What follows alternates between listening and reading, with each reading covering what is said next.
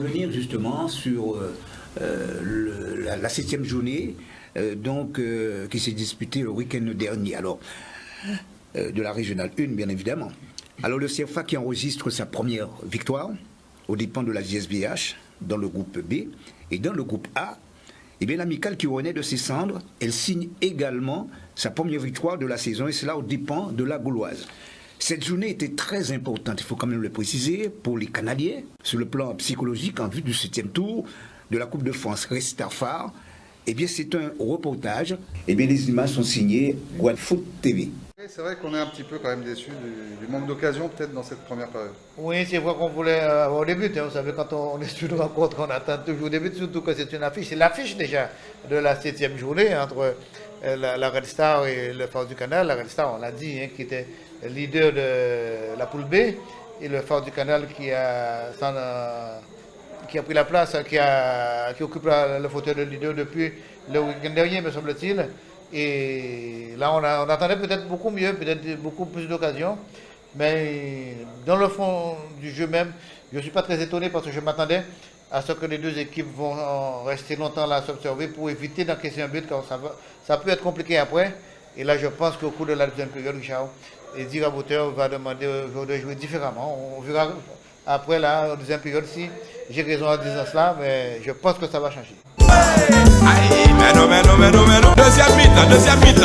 Changé quand pour nous, non, façon. Deuxième mi-temps. Aïe, Ça va repartir.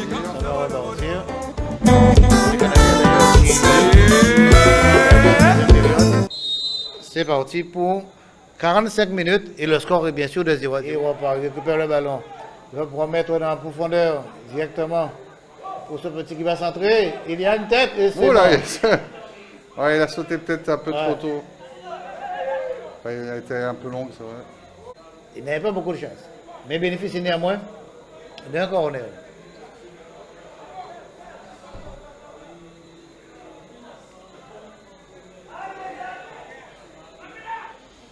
Alors, Larry Clavier, depuis quelques matchs, qui joue en 6 maintenant. Ouais. Et qui vraiment a fait des très belles prestations sur celles que j'ai pu voir. C'est un joueur Dans ce capable. poste. Il peut jouer à tous les postes, c'est clair. Ouais. Et c'est vrai que depuis que Gérard Randier a changé de système, eh ben, ça fonctionne très bien. Donc je pense qu'il va rentrer également milieu, mais sachez qu'il Milieu défensif. Ouais, en 6 carrément. Ouais. C'est vrai que la première fois que je l'ai vu en 6, ça m'a un peu étonné, parce que c'est la première fois que je le voyais. Et donc il m'a expliqué que c'est un choix qui a été effectivement effectué de façon consensuelle. Ils en ont parlé avant, et puis voilà, et ça s'est bien passé sur 1, 2, 3, 4 matchs, donc il n'y a pas de raison de changer dans ces cas-là. Alors c'est vrai que je n'avais pas remarqué, donc vous me dites que l'homme en noir, c'est Xavier Tian. Hein, Oui, Xavier Tian. Ah ouais.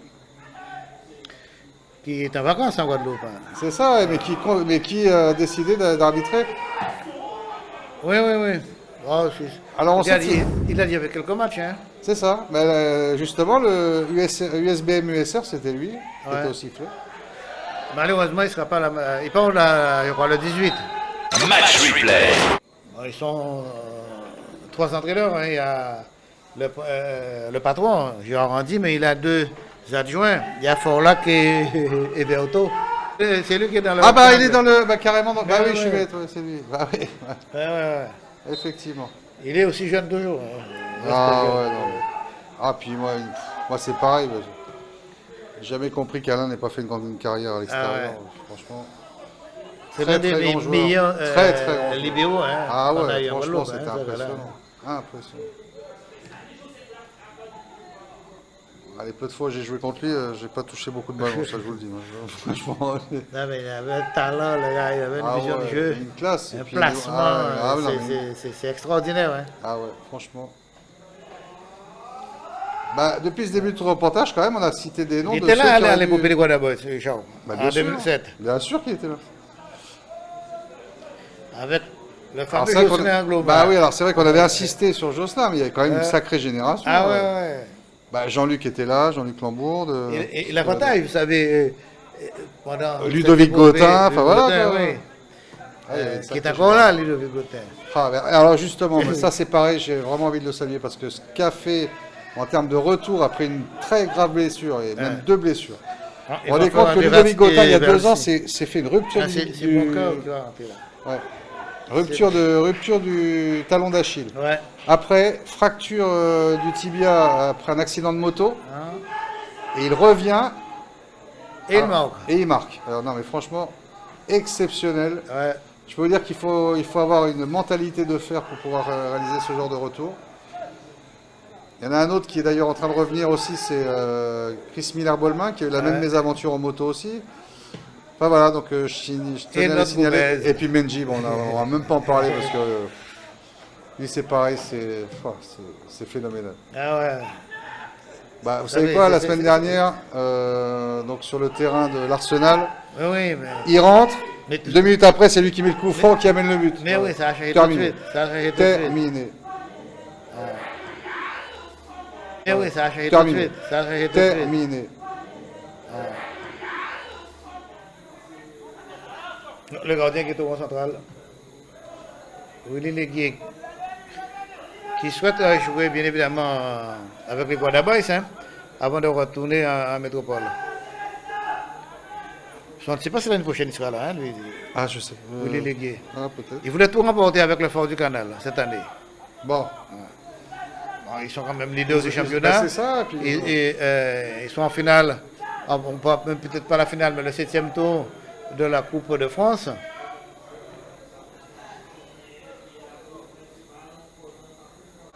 Match replay. Larry Clavier peut rentrer sur le terrain. Voilà, il sort de l'autre côté, donc c'est Minachi Gemael, je crois, qui est sorti. Match replay. Vous êtes dans le DIGAC intégral. Match replay.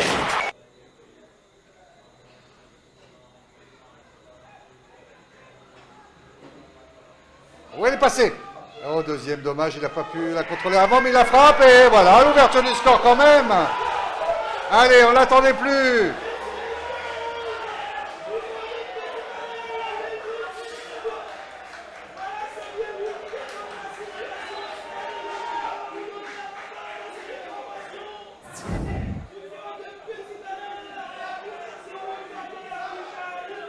L'ouverture du score à 5 minutes de la fin, on est compte. Bon, je pense qu'on fait quand même un beau match ensemble. On peut dire qu'on mérite cette victoire, bien que ça a été serré. La Red Star s'est bien défendu quand même. C'est une équipe jeune, mais qui a quand même beaucoup de talent. Donc ils nous ont posé des problèmes, c'est vrai, mais je pense qu'on a quand même bien maîtrisé l'ensemble de la partie. On s'est créé pas beaucoup d'occasions, mais on s'en est créé quand même quelques-unes qu'on aurait pu transformer pour que le match soit plus facile.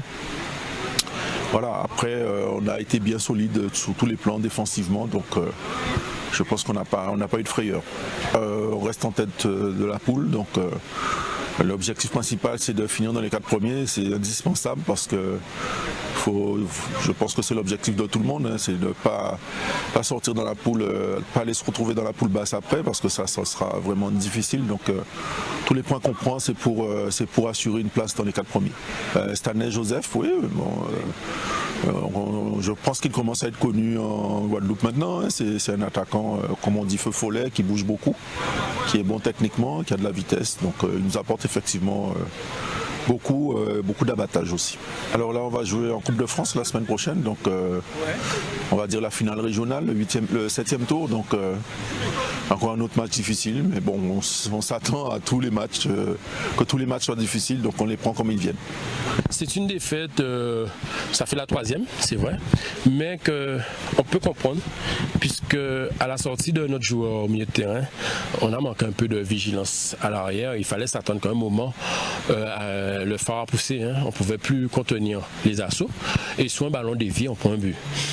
Mais quand on regarde le contenu du match, je ne peux que féliciter mes joueurs et leur demander de continuer à travailler. Surtout dans les conditions qu'on travaille depuis 2 semaines. C'est un peu délabrant. Mais on va y remédier. C'est une jeune équipe. À la journée d'aujourd'hui, ce soir, on a 19 points. Phare en a 24. 5 points d'avance, ça se comble en 3 matchs. Donc on verra bien, le championnat il est vraiment encore long. Far sort premier, on sort deuxième, on est tout content. Far sort premier, on sort quatrième, on est aussi content puisque ce sont les 4 premiers qui sont qualifiés. Donc pour le moment, on est dans l'objectif, on est là, on attend le résultat des autres personnes et on verra bien.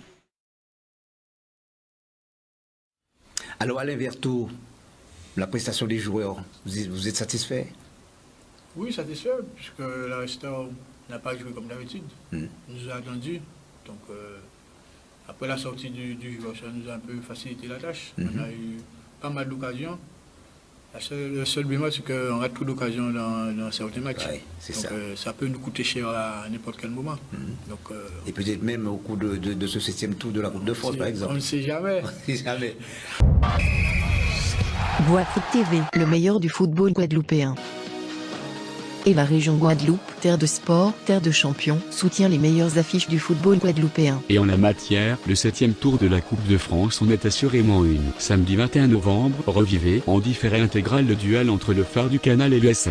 L'avant-match, la rencontre, les paroles de vestiaire à la mi-temps, et les interviews au coup de sifflet final. Avec la région Guadeloupe, Guafoot TV, c'est avant, pendant et après.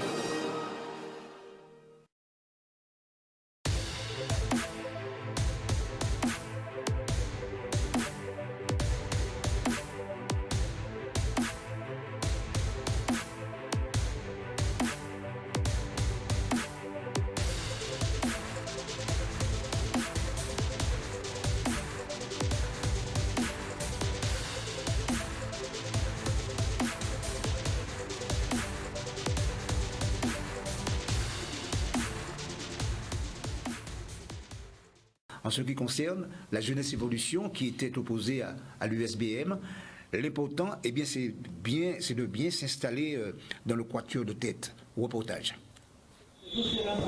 C'était important pour nous ce soir de prendre les 4 points, de bien s'installer dans le quatuor qui aura le droit de jouer le titre à la fin de l'année. Ce sont nos objectifs. On a rencontré une valeureuse équipe de l'USBM qui a mis pas mal d'intensité. Ils étaient très rigoureux sur les duels. Et là, ce soir, on s'en est sorti, 2 coups de pied arrêtés. Maintenant, je pense qu'on a eu la maîtrise du match au niveau de la possession et que la victoire est méritée. On est ambitieux maintenant. On n'a certainement pas l'effectif de certaines formations. Nous, tout passe par le collectif, par un projet de jeu, offensif et défensif. Donc, tant que les joueurs seront aussi sérieux et assidus, on s'en sortira. Le jour où ils viendront jouer leur partition tout seuls, on sera punis. Depuis le début de la saison, on se fait peur tout seul.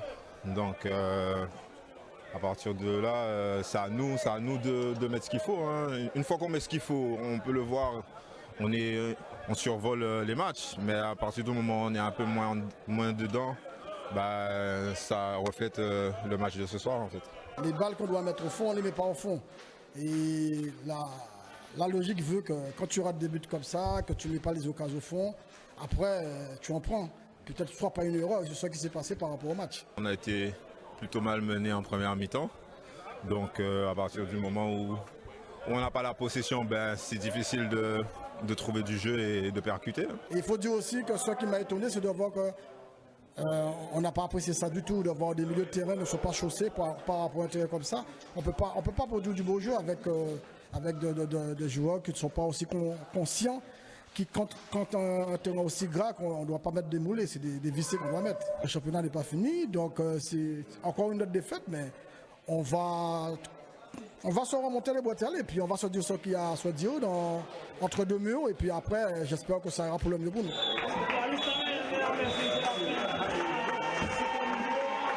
Alors qu'est-ce que ça vous fait, Victor Ramnal, quand vous voyez justement un joueur comme par exemple Yannick Passat qui a fait les beaux jours du Phare de Petit Canal, évoluer avec Zemoye garder un tel joueur quand même, non? Oui, il faudrait que... J'ai pas pour habitude de laisser partir des joueurs ni perdre des joueurs. Et maintenant, quand un joueur veut partir, là aussi, on ne va pas l'empêcher de vouloir aller changer, d'aller voir ailleurs.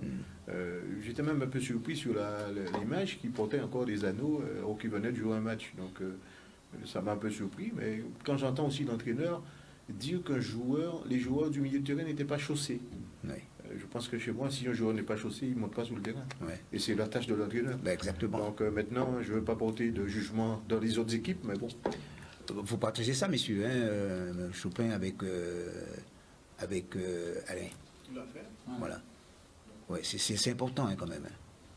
Oui, les terrains en ce moment, vu le climat, c'est très compliqué. Hein, donc, à part un ou deux synthétiques où on se régale un peu à être dessus, malheureusement, la saison, on la connaît, hein, on sait à quoi s'attendre. Le groupe B, eh bien Red Star qui a été défait par le Phare de Petit Canal, la JSVH a été battue, et oui, par le CIRFA 1-0. Match qui a été reporté, c'est l'USCR face au Racing, et puis la UFC 2-0 a battu l'USBM 2-0, exempt la Dynamo. Alors évidemment, pendant ce temps, la Juventus a enregistré sa deuxième défaite de championnat contre le CSM, surtout sous le regard vigilant de nos amis de Télé-CSM. On a les deux équipes sur la pelouse.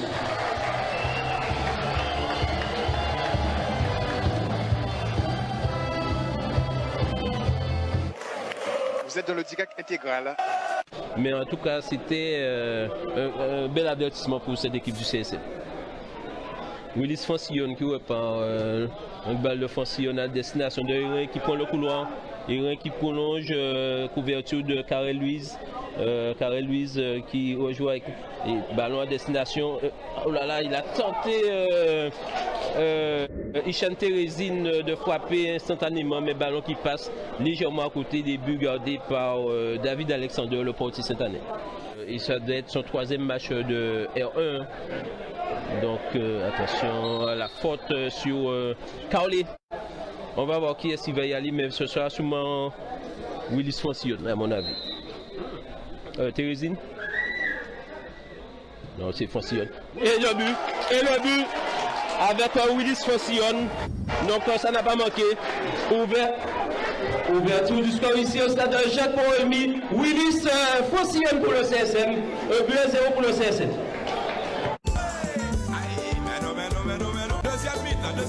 C'est un beau coup franc pour la Juventus et c'est le numéro 10, Josué Grob, qui va tenter d'inquiéter Kevin Ajax.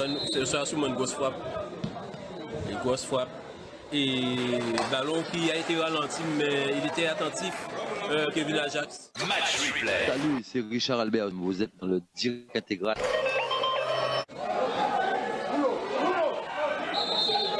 Il était au jeu, l'arbitre a signalé une position de hors-jeu. Et Menji Gomez qui récupère. Attention, la frappe. Oh là là.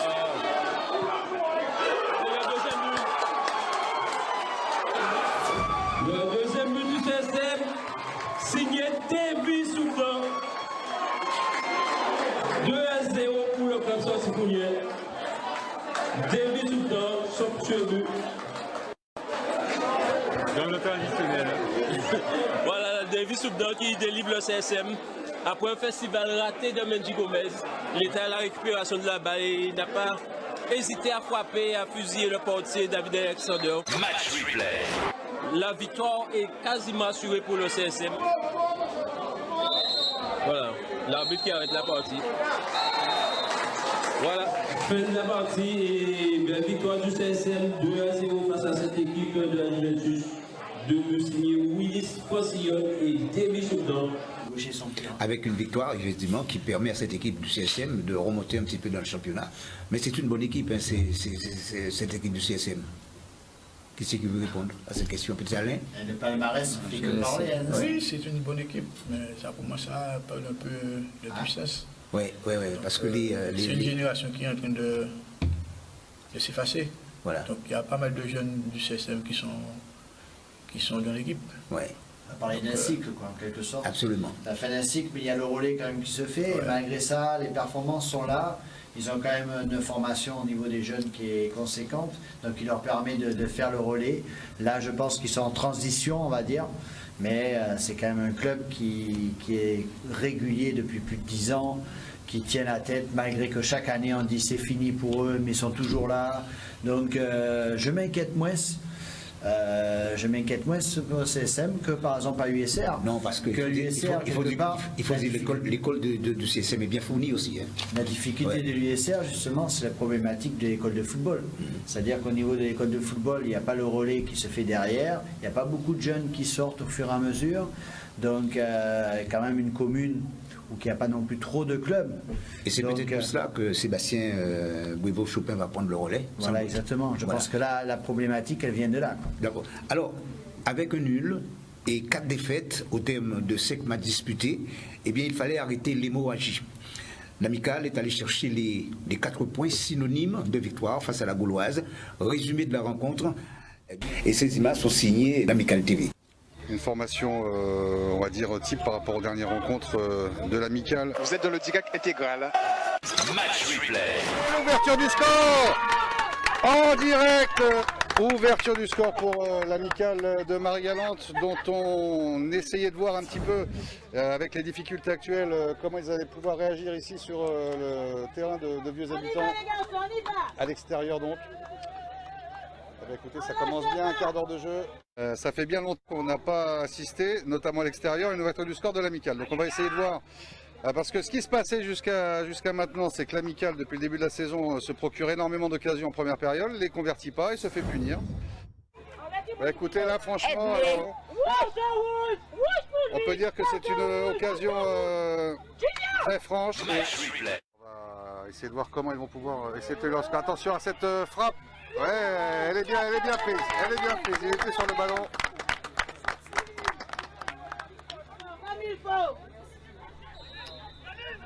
Allez, il faut juste la cadrer et suivre.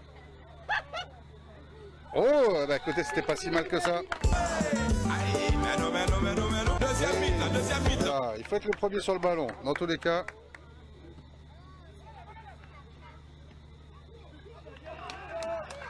Ouais, voilà, bah, c'est pratiquement l'une des rares occasions de la Gauloise pour l'instant. Attention, parce que là, ouais, bien contré. Vous voyez, il y a tout. Moi, je vous dis, ce soir, il y a de la réussite qu'il n'avait pas depuis le début de la saison. Donc ça peut être un tournant. Ouais, regardez ça. Ouais, dommage, il a eu une fois le bénéfice du contrôle. Ouais, mais voilà.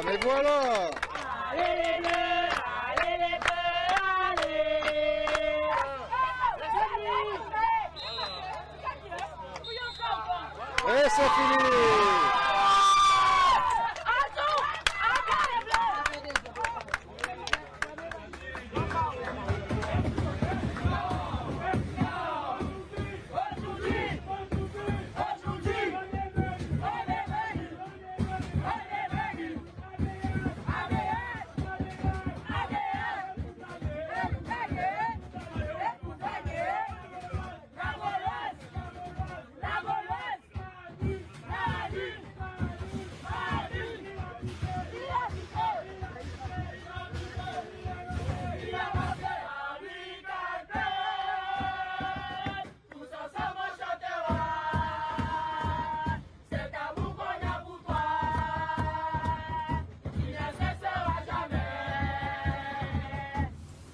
Il était temps, Steve, pour ces Marie-Galantais de pouvoir enregistrer leur première victoire. Ouais, exactement, un début de saison vraiment triste du côté de l'Amicale, surtout au niveau des résultats. On n'a pas eu trop la chance de les voir un peu évoluer, mais bon, je pense que cette équipe de Marie-Galante va revenir. On connaît ses vertus, on sait aussi sa force athlétique, dure à jouer, et je pense qu'il y a une remobilisation et que ça s'est fait ressentir déjà sur cette rencontre.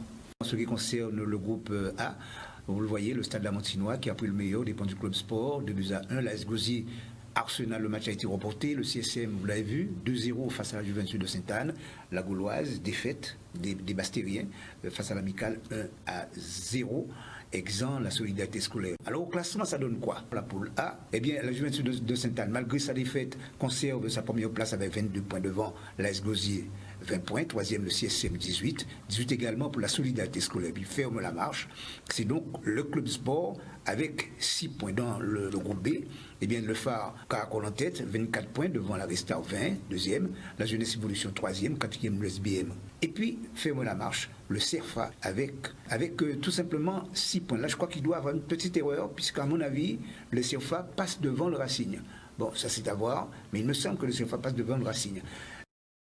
Les rencontres concernant la 8e journée des matchs qui vont se disputer les 27 et 28 novembre prochains. La Gauloise face au CSM, ce sera le 27 novembre. La Solidarité scolaire qui va rencontrer le Stade Lamantinois le 27 également. La Juventus de Zidane, la Savoldetto Steve, qui sera opposée à l'AS Gosier. Et puis l'amicale face au club sport Exan l'Arsenal dans le groupe B.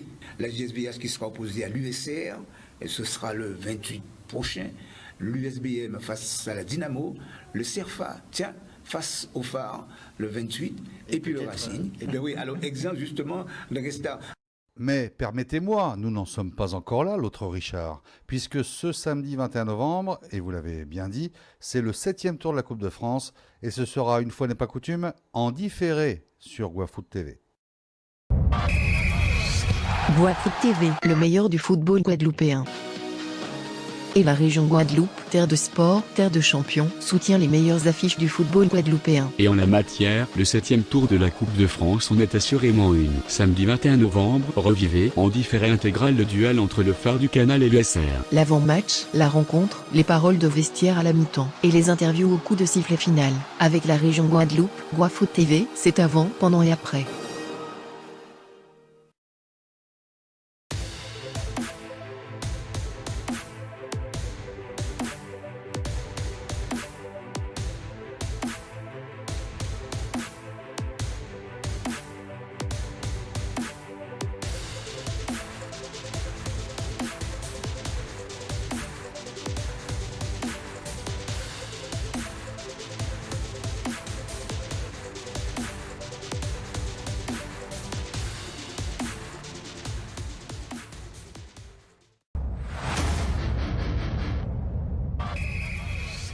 Guafoot TV, le meilleur du football guadeloupéen.